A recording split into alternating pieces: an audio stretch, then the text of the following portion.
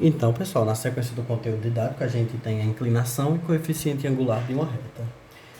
Então, por exemplo, na nossa função afim, a gente tinha uma expressão desse tipo, y igual a 1 ax mais b, onde a era um número real e b também era um número real. O que o b determinava para a gente? B era o nosso coeficiente linear e o a era o nosso coeficiente angular. Então, o que o nosso a determinava para a gente? O A determinava justamente a inclinação que essa reta ia ter. Então, por exemplo, a gente tem uma reta que ela podia ser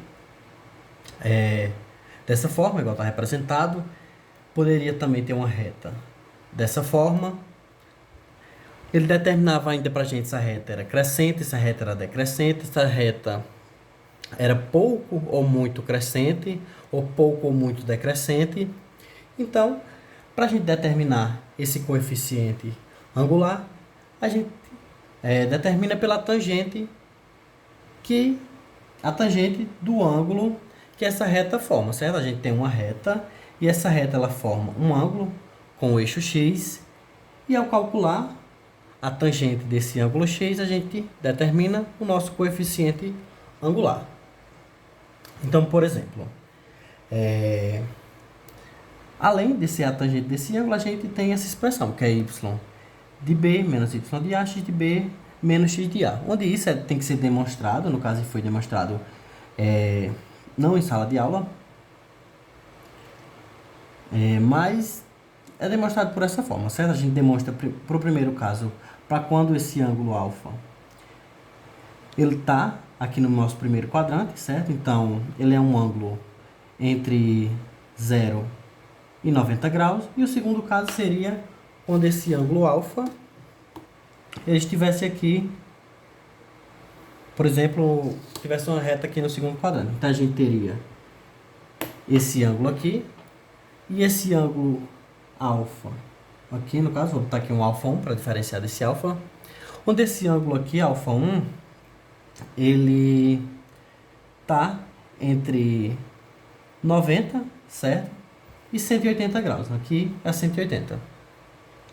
Então, para demonstrar essa forma, a gente precisaria demonstrar o primeiro caso, que é para quando está aqui entre 0 e 90 graus, e quando essa reta ela está aqui no segundo quadrante, que no caso seria entre 90 e 180 graus.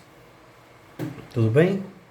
No caso, pessoal, essa ideia que eu estou falando assim, meio abstrata de estar no segundo quadrante e estar no primeiro quadrante, não é tão correta, tudo bem? Porque a reta, ela é infinita, certo? Então, ela pode passar, por exemplo, aqui, que ela pegar o segundo quadrante, o primeiro e o quarto, certo?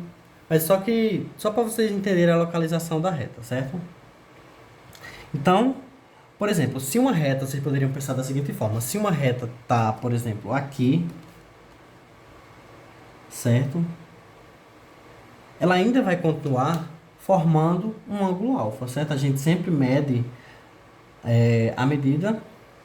a gente sempre mede o ângulo que forma entre essa reta e o eixo x. Então, aqui seria um ângulo entre 0 e 90 graus.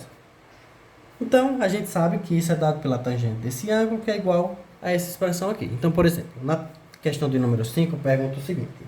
Determine o coeficiente angular da reta R, que passa pelos pontos A de coordenadas 2 e 3 e B de coordenadas 4 e 9.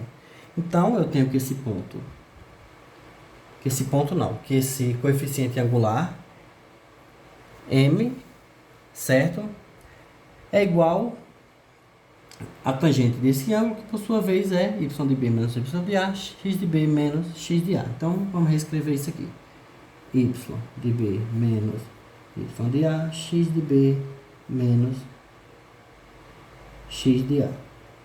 Vocês poderiam pensar que eu fiz diferente por eu ter trocado as variáveis. A gente só trocou aqui as variáveis a por m, b por n, no caso, certo?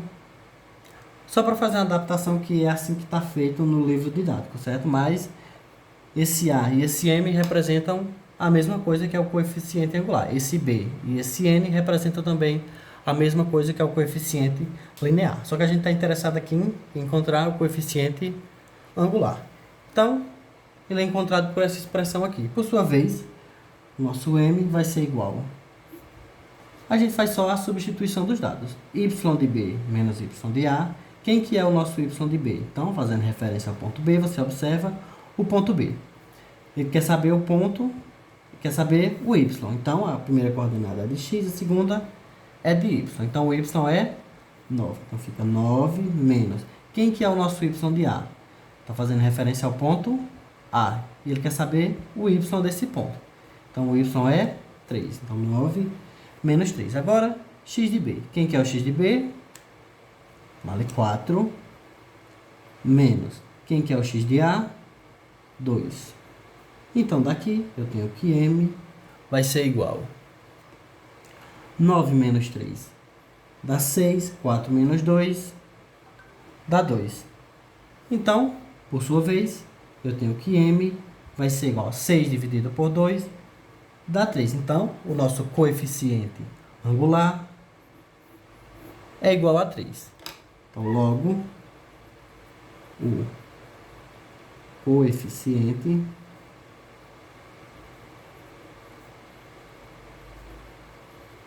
angular é